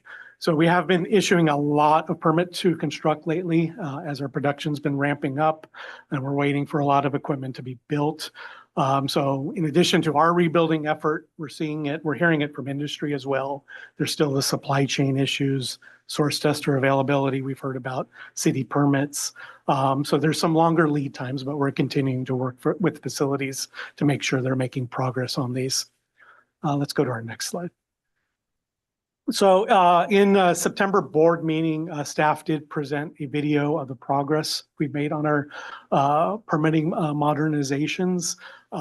If you wish to view that video, you can click or scan the QR code. I'll be going through this with a little less flair than that video, but we've been making some big strides on our modernization efforts. First, engines are one of our most commonly permitted pieces of equipment. For smaller EPA certified emergency engines, we've automated the permitting process for our simplest of permitting scenarios. We estimate that will approximately cover a few hundred engines could qualify for this module in any given year. And then if applicant applies and they qualify, they can get their permit in a couple hours for those units. We also introduced our new health risk assessment tool. And actually, as of last week, November 1st, we have launched that tool, and it will be required for permit applications starting December 1st. This automates much of our existing health risk processes, and it's now in a web-based format. And we've been presenting this to associations and other air districts recently, and it's been very well received. And then as we move on in PEP, we're going to be continuing to develop our electronic forms, which will then be submitted through an electronic permitting portal, which we're going to be evaluating with our software upgrades. And then also facilities can track it through an updated dashboard. That's still a lot of development we need to work on in this system. It's going to take some time, but as all of this comes together and the entire permitting system becomes more electronic, that's where we're going to see the synergies and build our efficiencies as these systems can talk to each other. So we're really looking forward to that. So next slide, please. So we have been reaching out to the public to communicate, get more feedback. We have our two forums we've been relying on, our permit streamlining task force and our permit working groups. Some of the advisory group members also participate in those meetings, and it's been very productive. Historically, we focused on the high-level operations and policies and task force. And then in PEP, we've introduced this new permitting working group where we can dig into the detailed issues. For our task force, we've had those good discussions. I've identified some of the high-level items we have identified to hopefully improve our efficiencies. We hope to revamp our certified permit professionals program. We're going to be discussing that in our next task force meeting. And then also we've heard it will be helpful to have sample permit conditions available to applicants to build in predictability and the expectations of coming in to the permitting process. And then also our stakeholders have identified that some very old rules may be impeding the permitting process a bit. And it's 30 to 40-year-old rules that never really envisioned the technologies we're permitting nowadays. So that's another thing that we've been discussing. On the permitting working group, really quickly, we've utilized this to dive in to spread information. We touched on Rule 317.1 and what facilities can expect out of that process. And we walked consultants, applicants through the new health risk assessment tool. Let's move on to the next and last slide, please. So our next board update is going to be in Q1 of 2025. We're going to be continuing our public engagement. We just closed out a new engineer recruitment, so we hope to fill vacancies, get more production out of our division. And then we're going to be working on some upcoming process streamlining we're working on is trying to eliminate delays from our public noticing efforts. And then we're going to be, we're developing a document management system to better develop and make our permitting policies and guidance more accessible to the public, to build in more, again, predictability and clarity. And then through all of this, we're just going to keep building and training our staff and trying to identify our bottlenecks in our process.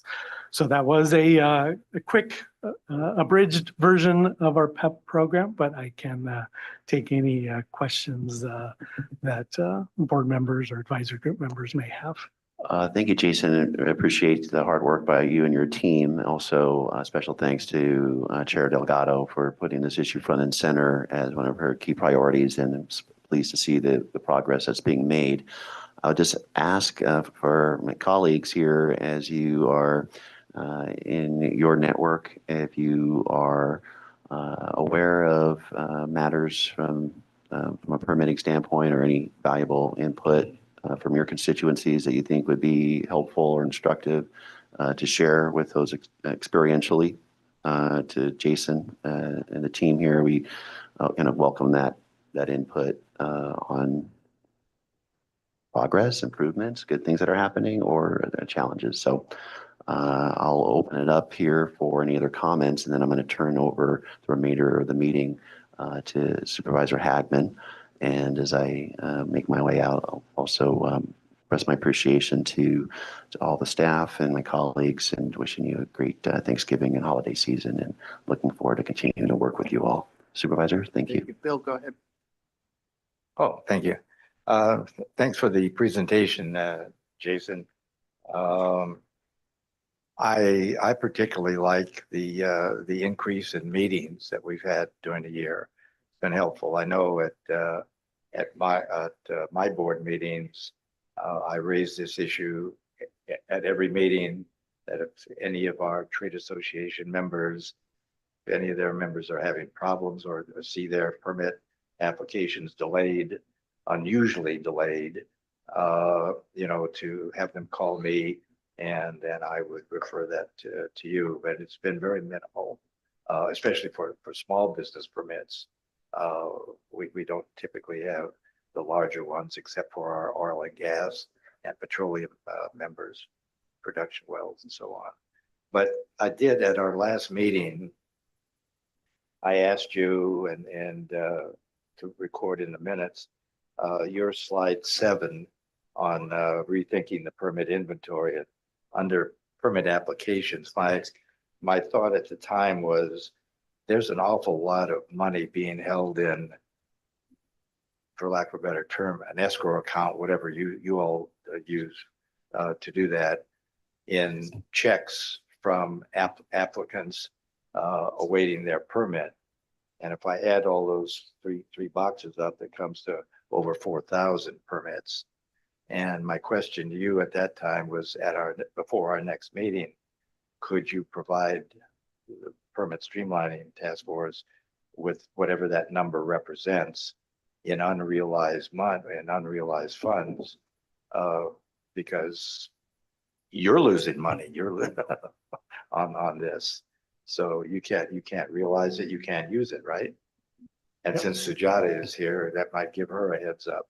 Absolutely. Well, thank you for the setup, Bill. I predicted you might ask this. You're my straight man. I came prepared, but thank you very much for the notes on progress. Again, it's been very helpful to have the dialogue in permit streamlining task force.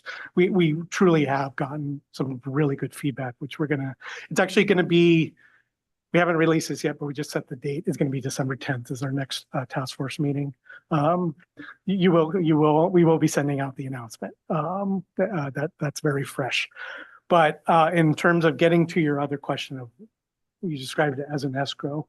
So most of what we see, I mean, you see the yellow and green. So there is a constant stream of revenue being realized. And so, at any given time, you mentioned the four, I think you said 4,000. Well, I have a round number, 5,000 here. That equates to about 22 million. 22 million. However, that's not all sitting around being held. If you look at some of the aged projects that we haven't acted on permits to construct, that goes down to the 4 million range. And that's right now what we're focused on. But for the most part, we like to create that flow. So as it comes in, we're issuing it, we're recognizing that revenue. Yes, if you just look at the aged permit applications, if you want to use that as a indicator of revenue not being realized because it's taking us longer to issue those, that is about 4 million. However, the point of permitting is we're going to be acting on those eventually. So that is, I would better characterize as maybe not being realized as quickly if we were able to act on those immediately. Well, when I say as quickly, so what I'm hearing you say is that there's $4 million in this escrow account of checks that can't be cashed. And you're telling me that 18 million of that, those checks have been cashed and they're in your treasury or and that money is free to use however you all decide to use it. Yeah, because if you is that I'm right? getting echo.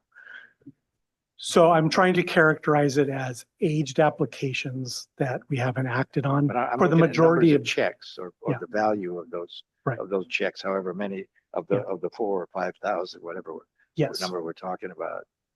For the majority of the rest, there is the process flow and production going out the door where we realized the balance of that 21, 22 million. So all of those permit applications, whether they've resulted in a permit to construct or a permit to operate, those $18 million those checks have been cashed and you're using that, and only 4 million are uncashed. It's typically, because I'm trying to present this as Typically bothers me. but it's a flow. So it comes in, we act on them, and then it goes out. So if you take a snapshot right now, that's that 18 million balance. We expect to act on those in relatively quick time. So that's not sitting around, not being realized. It's going to turn into the green arrow where we realize that funds. Could I ask a follow-up then to mine? Interest in the financial part of this? No, I just want one more Okay, question. Could I ask you to ask Sujata to give us what's the value of that escrow account at whatever point in time you choose to ask her? That's all. Yeah, well, I think if you take a snapshot at any, like this was a snapshot of what we have in house right now. It's, oh, and my monitor just went up. 22 million. 22 million, right? In permit application fees. Rita? Yes, thank you. And the 317.1 presentation that the committee did was really great. So I really appreciate that. And I appreciate all the work you're doing on that. Couple of quick questions. Number one, and I'm not sure if this goes to the permitting team, because as you know, some of the rules require now these quantity emission reports, and I'm specifically thinking of 1151 as an example. Have you looked at how that's going to impact the workload on your team as far as industry collecting data for 5 years and then having to produce those records to the district? Who's going to process that? Would that be the permit processing team?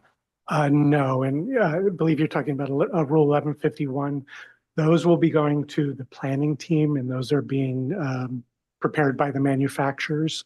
That will not affect the permitting process at all. Okay, and then quick question. how many applications does the average engineer process per month nowadays?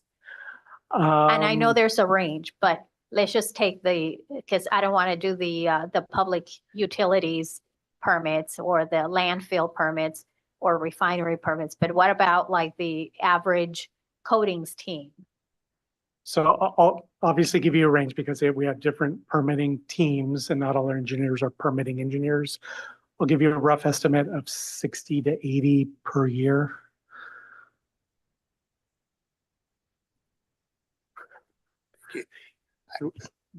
Thank you for your presentation. Jason, I have one quick question for you too. Feedback to those who have applied. Where can they go and figure out where I'm at in this process? That sort of thing. Is there some kind of easy way for that and not bugging the person who's on it? Absolutely. So we just revamped our permitting website where you can go AQMD.gov and then go to the permitting site. And then you can contact, if you click on the contact, it will pull up our engineering teams, which is divided by industry. And that will connect you to, we have hotlines for all those teams. So they do have to call in. They just can't check on their. There's also our permitting dashboard Yeah, through the our find system. If they enter their company information and click on the application, it will pull up their permitting engineer and the status as well. Sounds good. And what I'm trying to do in all my county departments too is just get some perspective. Are we going the right direction? We're going the wrong direction as far as processing, the average time for a building permit to come in and we get it out. So 4 weeks, 6 weeks, 3 months, or if you're LA County, 3 years. I'm just taking a dig at my neighbor county, but to have that in perspective, year to year, quarter to quarter, at some point to have a presentation. So for us on the governing board, we say, hey, you need more resources or things like that. We can make informed decisions just so we can speed up. Thank you. Any public comments in this item? Seeing here and done, we'll move on. Oh, we have Supervisor had a quick question. So sorry. Yeah, James. Just a question as if an applicant has a question and they use the new website and they call and they they speak to a live person. If they have another question, say 2 days later, they call back, do they speak to the same person or is it somebody else? Because that, sometimes gets a little troublesome. Yes, Mayor Pro Tem. Well, if an applicant has an application in, then they are assigned a permitting engineer and it will be the same person. Great. Okay, we'll move on to item number 7, general fund budget overview. Do we have a quick key on that? This is our budget or AQMD's budget? Oh, why do we do that? Requested. We got to limit the scope here. I'm just, my opinion, because I said in all the other committees, you are experts on what we're informing you for small government and business and give us input. You don't have input on our budget, the same, okay? And other things, you could ask all this stuff, but I'd rather you get your input on new rules coming in and changes we have to do because you're the experts from the industry on that. So this thing takes a lot. That's my commentary. Sorry. I can be real quick. Okay. All right. So good afternoon, board members. Sujata Jain, Chief Financial Officer. Just giving you an overview of our 24-25 budget and amendments to Reg 3. This is what went to the budget already in May board. It was adopted. Next slide, please. Quick thing on revenue and expenditure uncertainties. I do talk about this, which is retirement cost increases. Lately, our retirement cost has sort of stabilized and there's some reasons for that because this number we get from SB Sarah. Investments are a big component of that cost and they have been doing well. So if they don't do well, we get that, increase. AB 617, you heard about this. Oh, sorry. Next slide, please. AB 617 is an ongoing, it's a funding that we need every year and it gets authorized every year. It's about $20 to $21 million in our budget. And we have many positions that this funding staffs and all the work that goes into it. So very intense program, and we fight for this funding every year. Federal and state funding is a small part of our budget. However, you just heard Aaron on the CPRG grant. It's a very big grant, but it is a one-time grant. So there will be a lot of work happening on that. Penalties and settlements varies from year to year. And inflation impact on the economy. We have seen inflation going down. However, it's still higher than what the Feds would like it to be at, which is 2 to 2.5%. Feds are cutting the rates and interest rates, so hopefully that will have a impact on our inflation. Next slide, please. And so this is just a summary of what was already adopted by our board, and you can see that our 24-25 budget for revenues, it was at 209.5 million, and program costs, which are the expenditures, was $211.4 million. And we have about 1,008 FTEs in our budget. Next slide, please. Next slide. Yes, thank you. And this is our 5-year projection. And if everything is going to, we're almost at our half-year mark, 5-year, about 4 months of it is done. We're in the 5th month of our fiscal year, and we are at the budgeted vacancy, which is at 13%.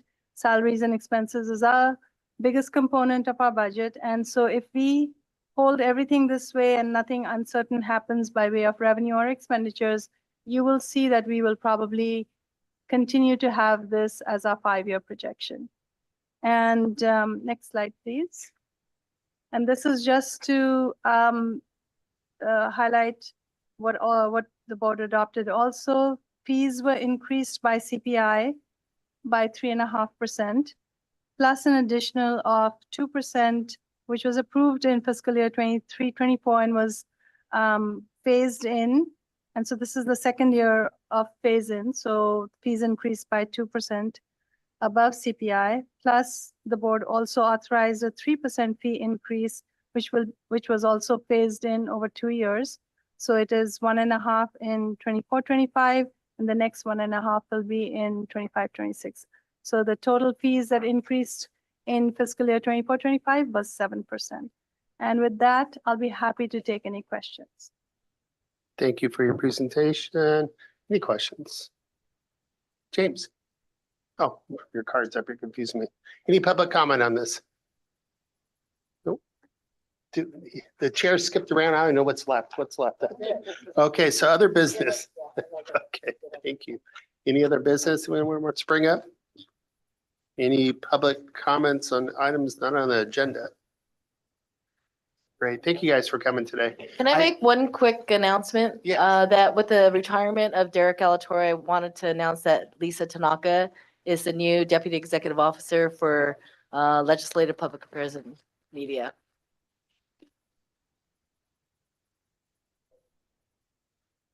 Thank you all for coming today. And I'm serious.